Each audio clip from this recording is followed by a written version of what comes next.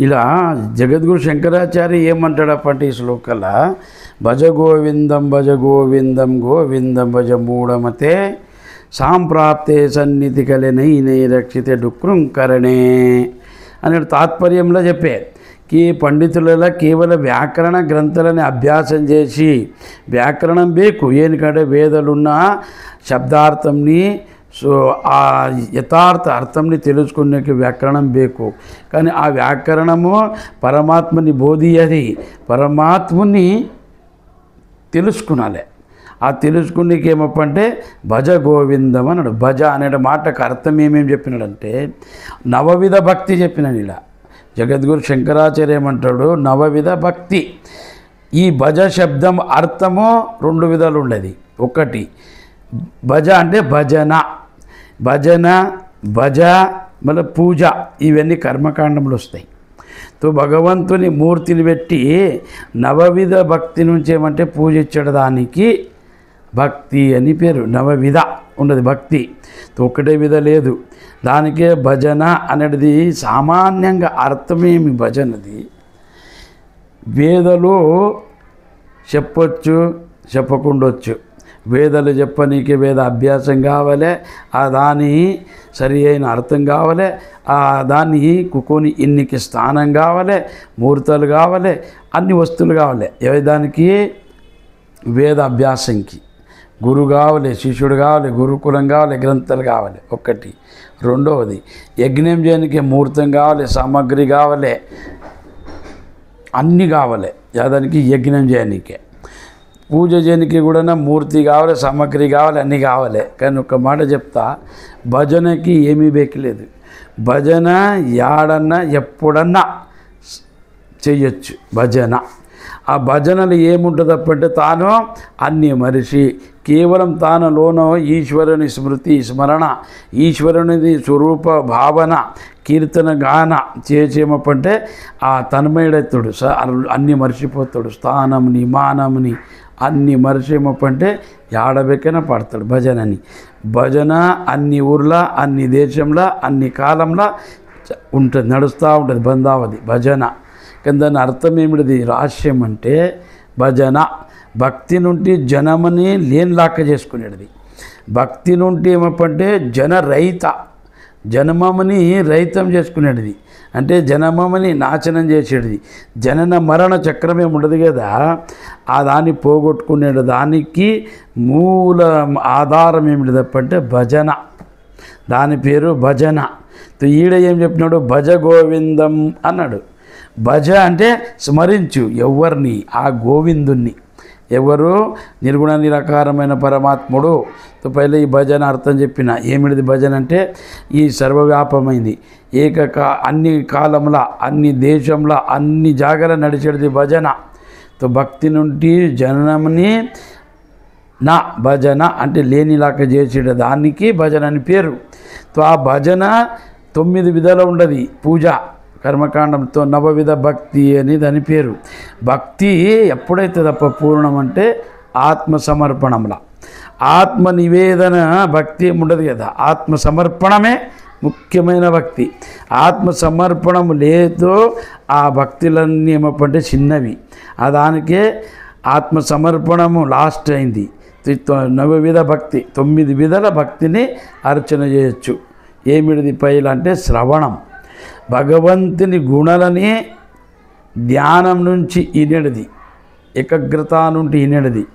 దాని పేరు శ్రవణ వేదాంత పరమాత్మ ప్రాప్తికి సులభమైంది ఏమిటిదంటే శ్రవణం ఆ శ్రవణం ఎట్లా చేయాలంటే ఏకాగ్రత నుండి చేయలే ఏకాగ్రత నుండి శ్రవణ మనన నిధిధ్యాస శ్రవణం మననం ఏమిటి తప్పంటే సతతం శ్రవణం చేయాలి వినాలే మననం చేయలే ఇంకా నిధిధ్యాసమైందంటే అతని ముక్తుడవుతాడు దానికి శ్రవణ భక్తి వేదాంతులకు కూడా శ్రవణం బేకు భక్తులకు కూడా శ్రవణం బేకు పురాణ ఇనేటోళ్ళకి శ్రవణం బేకు భక్తులకి శ్రవణమేమి రాముని భక్తులు రామాయణం వింటాడు కృష్ణ భక్తులు కృష్ణుని చరిత్ర వింటాడు దేవి భక్తుడు దేవి చరిత్ర వింటాడు హనుమంతదేవుని భక్తుడు హనుమంతదేవుని చరిత్ర వింటాడు ఈ శ్రవణము భక్తులకు కూడా బేకు ముక్తులకు కూడా బేకు దానికి శ్రవణం మూలమైంది సులభమైంది ఏం లేదంటే శ్రవణ భక్తి.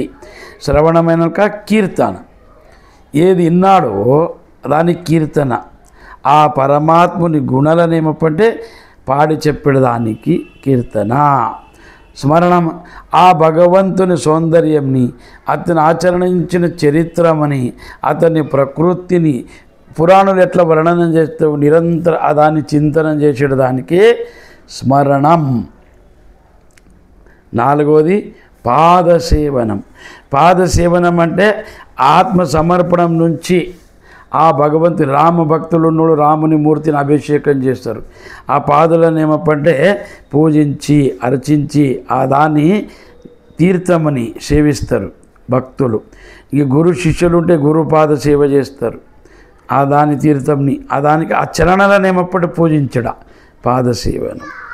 ఇంకా అర్చనం ఏమీ ఇప్పుడు కొన్ని మంత్రాలు, కొన్ని సూత్రాలని, కొన్ని మంత్రాలని, కొన్ని అర్చన చేసే వస్తువులని తీసుకొని అర్చించడానికి అర్చనము అని పేరు. నిర్దిష్టమైనవి ఇప్పుడు రాముంది, రామ సూత్రం పాఠనం చేసి రామ సహస్రనామావళి అభిషేకం చేసి ఆ పూలని పండ్లని దీపములని ధూపములని సమర్పించుడ అర్చన. మన వందనము భగవంతుణ్ణి వందించుడ, మళ్ళా మొక్కేడిది, అతన్ని శైలి జోడించేడిది, సాష్టాంగ నమస్కారం చేసేది, దండవతం చేసేది, అది వందనం. దాస్య, ఇది భక్తి శ్రేష్టము. దానికే వైష్ణవులు విష్ణు భక్తులు ఏమంటే దాస అని పెట్టుకుంటారు. దాస. శంకరాచార్య శివుని భక్తులు స్వామి అని పెట్టుకుంటారు. కానీ విష్ణు వైష్ణవులు ఏమంటే దాస, దాస భక్తులు. యచ్చ రామదాస, కనకదాస, పురంధరదాస, వీళ్ళందరూ దాసభక్తులు. దాస దాసరోడు ఓడ నుంచి వచ్చింది దాసభక్తులని. ఈ దాస భగవన్ని ఏమప్పంటే అతను ఎట్లా దాస ఎట్లుంటుంది, భగవంతునికి సేవక రూపంగా ఉండి సేవిస్తాడు అతన్ని. అతనికి దాస అంటారు. దాసభక్తి నిష్ట ఉండలే, భేదం వస్తే దాసగాడు. దానికి దాస అనే దాని మీద అనేక ఉదాహరణ ఇచ్చిన శాస్త్రంలో. దాసభక్తుడు ఎట్లుంటాడు అంటే ఒక ఉదాహరణ చెప్పినాడు. హనుమంత్ దేవుని అయితే అనేక ఉదాహరణలు ఉన్నాయి. హనుమంత్ దేవుడు సీత రామ లక్ష్మణ మళ్ళీ కూడా కింద కూకుంటుండే హనుమంత్ దేవుడు. హనుమంత్ దేవుడు లేదా రామ మళ్ళంటే సీత యా రూమ్లో అంతఃపురంలో ఉంటుండేది. కానీ అతను ద్వారం కాడ కూకుంటుండే, అక్కడ ముఖం చేసి ఈపు వెనక్కి చేసి కూకుంటుండే ద్వారపాలకుడై అంతఃపురంలో. అంత అభేదంగా సేవ చేస్తుండే. దాసభక్తి అతనిది. సో దాసభక్తికి ఉదాహరణ ఏమంటే ఒక కాచుల ఫ్యాక్టరీ ఉండే, బాగా కాచులది గ్లాసులు చేసేది. ఆడ ఇంటర్వ్యూ ఉండే. ఒక ఇద్దరు పిల్లలు పోయిన ఇంటర్వ్యూకి. అతను ఏం చేసే మేనేజర్ చూడాలని ఇక ఎంత చదివినారు, యా ఊరు, ఊరు పేరు చెప్పే చదివింది చెప్పే సర్టిఫికేట్ ఇచ్చి అన్నీ తీసుకుని ఏమని ఇదేమిది మాది అంటే కాచుల గ్లాసుల ఫ్యాక్టరీ. మళ్ళీ ఇవి ఎట్లా తయారవుతాయి, ఇట్లా తయారవుతాయి, మరి ఇవి నాజుకుండవు కదా, అవి ఉండయి అని ఒక గ్లాస్ తీసుకొని ఇవని ఇచ్చేపిలాడు. అతని మేనేజర్ ఏం చేసే ఆ గ్లాస్ తీసుకొని కిందేసే, అరే ఏం రా ఇది పలిగే కదా, ఎట్లా పలిగే అని అడిగారు. అరే నీవు బలగొట్టి నన్ను ఆడతావేం నీవు ఎట్లా మంచివి, తీసుకురా అంటే తెచ్చిస్తే ఇచ్చిన మళ్ళక నువ్వు కిందేసి ఎట్లా వాళ్ళగా నన్ను ఆడతావు, నీవు మంచివే అనే. అయితే పోప్ప రేపు రాని, రేపు చెప్తా నిన్ను పిలిచేదాన్ని. ఇంకో పిల్లాడు ఏం చేశానంటే వచ్చే ఇంటర్వ్యూకి ఓంది ఊరు పేరు అంతా అడిగా. ఓనికాని ఇది ఏం పెట్టి కాచలది గ్లాసులది, సరే అది తీసుకురా గ్లాస్ అని తెచ్చిచ్చా.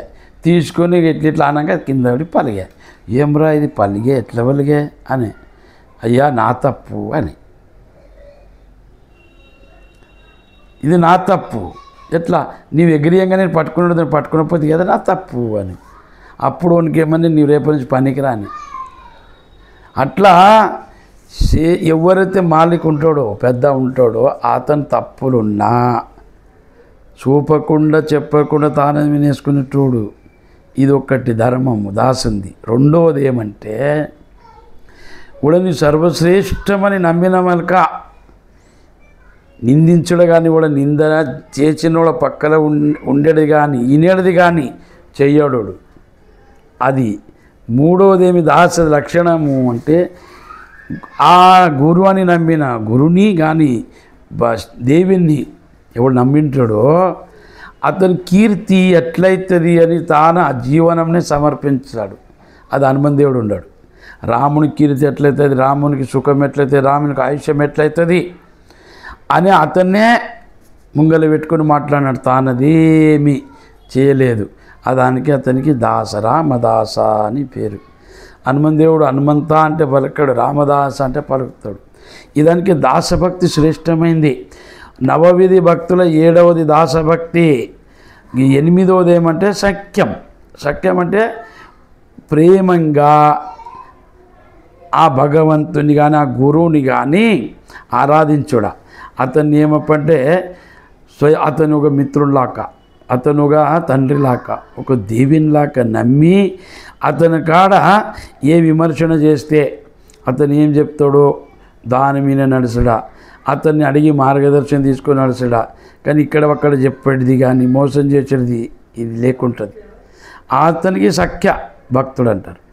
మన 9వది ఏమిటి తప్ప అంటే ఆత్మనివేదన.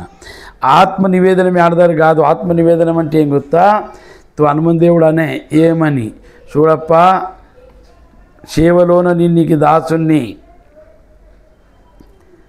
ఇక ఉపదేశం ఇచ్చేటప్పుడు నీ గురువుని శిష్యుని కానీ అనుభవాల ఆత్మ రూపంలో నీవే నేను అంటాడు. ఇది ఆత్మనివేదన. స్వహంభావేన పూజయత్ అనే దానికి ఆత్మనివేదనం అంటారు. ఆత్మనివేదనము నవవిధి భక్తిలోని ఆత్మనివేదనం లేకుంటే ఆ 9 విధానాలు ఏముంటాయి, ద్వైత భావం వస్తాయి. 8 ఉండదు భక్తిలోని 9 చెప్పినారు కదా పూజ పద్ధతులు. 9 పూజ భక్తి నవవిధ 9 విధాలు ఉంది. 9 విధల్లోన 8 ద్వైత భావనే ప్రదర్శిస్తాయి. కానీ ఆత్మనివేదనము కలుపుకుంటే అద్వైతమవుతాడు. ఆత్మనివేదన లేకపాయా, ఆత్మనివేదన చేయడానికి రాకపాయా, అది ఊక అనుకుంటాడు భక్తుడే ఉంటాడు, ద్వైత భావం పెట్టుకొని పూజిస్తాడు. సిద్ధుల ప్రాప్తి అవుతుంది, కీర్తి ప్రాప్తి అవుతుంది, మోక్షం కలగది. లోకము అతనికి స్వర్గం కానీ వైకుంఠం కలగొచ్చు, మోక్షము కలగది. ఏనికి దేవో దేవాలయ ప్రోక్తో జీవో దేవో సనాతన స్వహంభావేన పూజయ ఆత్మవేత్ అని ఈ సిద్ధాంతమే ఆత్మనివేదనం. ఈ సిద్ధాంతం ఎవరికడ లేదో ఆత్మనివేదనం కాదు. 9 విధ భక్తిలోన ఆత్మనివేదనం లేకున్నా భక్తి అవుతుంది, పూజ అవుతుంది, అర్చన సంఖ్య అన్నీ అవచ్చు. అది లోకప్రాప్తి, కైవల్యముక్తి కాదు. అదేం ప్రాప్తి అవుతుందంటే సాలోక్య, సామీప్య, సాయుజ్య, స్వారూప్య. ఆ ముక్తులు ప్రాప్తి అయితే కానీ ముక్తి 4 ఉంటవేమి అని శంకరాచార్యం అంటాడు. ఆత్మనివేదన పెట్టుకుని భక్తి చెయ్యి, ఆ గోవిందుని భజించు, అతనే నీవు అని నమ్ము. ఇది దీని పేరు భజ. భజ అంటే పూజ, కర్మకాండ్. అది 9 విధాలు ఉండాలి. ఇప్పుడు భజన కదా. గోవింద అంటే ఎవరికంటారు అంటే 4 లక్షణాలు చెప్పిన శంకరాచార్య. గోవింద పదం ఒక్కటి మూలమైంది కూడా గురు పేరు గోవింద పాద్, గోవిందాచార్య ఒక్కటి. సరేనా? రెండవది ఏమంటే అతనికి గోవింద్ ఎవరికంటారంటే ఎవరైతే పృథ్వీ జ్ఞానం పెట్టుకుని ఉంటాడో, పృథ్వీది సంపూర్ణ జగత్ జ్ఞానము అతనికి ఉంటుందో, పూర్వ విశ్వ జ్ఞానం అతనికి ఉండలే. ఈ విశ్వము నాటక స్వరూపము, నేను విశ్వనాథుణ్ణి అనే భావము ఎవరు ఆధారం, విశ్వంకి ఆధారం నేను, ఈ విశ్వంకి విశ్వనాథుణ్ణి, ఇదంతా ఒక నాటకము, నేను సాక్షి రూపుణ్ణి, దృష్ట అని తెలుసుకున్న దానికి గోవింద అని ఒక పేరు. రెండవ గోవింద అని ఏమంటారంటే గోపాలకుడయ్యి గోకులముల గోవుల రక్షణ చేసినాడు, పశువుల రక్షణ, పశువులని రక్షించినాడు, దానికి తిండికేసినాడు, దాన్ని పాలనం చేసినాడు. గోపాలక అని అతని పేరు. గోకుల గోపాలక గోవింద. ఈడ ఏమిటిదంటే గోవులంటే పశువృత్తి ఉన్న మన జీవులని కూడా రక్షించడు, పాలన చేస్తాడు. ఇతను రక్షణకర్త ఒకటి. రెండోదాయన అతనికి శక్తి ఉండదు. ఏమిటి? పశువుల వృత్తిని పోగొట్టి పశుపతి చేసేటి సమర్థుడు. దానికే ఆ పశువులు కదా ఏమిటివి? పశువులు అంటే దేవుడు, గోకులము, దాన్ని అందరిని పాలన చేసే గోపాలకుడు ఐకాశి. దానికే ఆ శక్తి సమర్థుడున్న పశువులని పశుపతి చేసేట అతని, జీవులని ముక్తి చేసేట అతని, అన్ని జీవులోప ప్రాణస్వరూపమైన ఆ గోవిందుడు అను రెండవది. మూడవది వాక్శక్తి ఎవరికి ఉంటుందో, ఎవరు ఏమంటే అది అవుతుందో అతనికి గోవింద అంటారు. ఇంద్రియ నిగ్రహ చేసేటవానికి వాక్శక్తి వస్తుంది. ఇంద్రియాలు నిగ్రహం చేసేటి ఏ సామర్థ్యం ఎవరికి ఉన్నది? గోవిందుకు ఉన్నది అని మూడవది. నాలుగవది అర్థం ఏమిటప్ప అంటే, ఎవరైతే వేదాలని తెలుసుకున్నాడో, తెలుసుకొని దానిలో ఉన్న పరబ్రహ్మ స్వరూపమైన గోవిందము ఇంద్రియాల నిగ్రహ చేసి, ఇంద్రియాలని వధించి మనసు నిగ్రహ చేసి ఆ పరబ్రహ్మని, జీవాత్మని పరమాత్మలో కలిపిన ఆ పరబ్రహ్మ స్వరూపం ఎవరుండడో, దాన్ని ఎవరు తెలుసుకున్నాడో, దాన్ని తెలిపేటి మహావాక్యం ఎవరు తెలుపుతారో అతని పేరు గోవింద.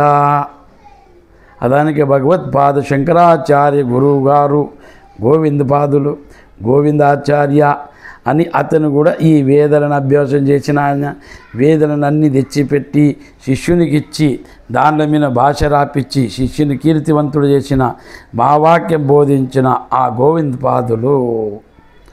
దానికి ఈడెత్తను ఏమంటాడంటే భజ గోవిందం భజ గోవిందం. యా గోవిందాన్ని అనుకో. ఒకవేళ సగుణ స్వరూపుడైతే నీవు గోకుల నందన, గోకుల బాలక, గో స్వరూప, గోపాలక, గోపాల అనుకో. నీగా సాత్విక ఉండవంటేనేమప్పంటే ఆ వేదాంత స్వరూపం బోధించి ఆ గోవిందని అనుకో. నిర్గుణ నిరాకారమైన పరబ్రహ్మ స్వరూపుడు గోవిందం అనుకో. సగుణం గిన ఉంటే వైకుంఠలో ఉన్న విష్ణుని అనుకో. మరి తిరుపతిలో ఉన్న వెంకటేశ్వని అనుకో. గోవుల రక్షణ చేసే గోపాలుడు అనుకో. సగుణంలో ఉన్న గోపాలుడైనా కానీ మళ్ళా నిర్గుణ స్వరూప బోధించి ఆ గోవిందుడు కానీ వీళ్ళిద్దరు ఒక్కటే కదా. ఆ నిర్గుణమే సగుణంలో వచ్చింది. మనకు మోక్షం బేగ్ కదా.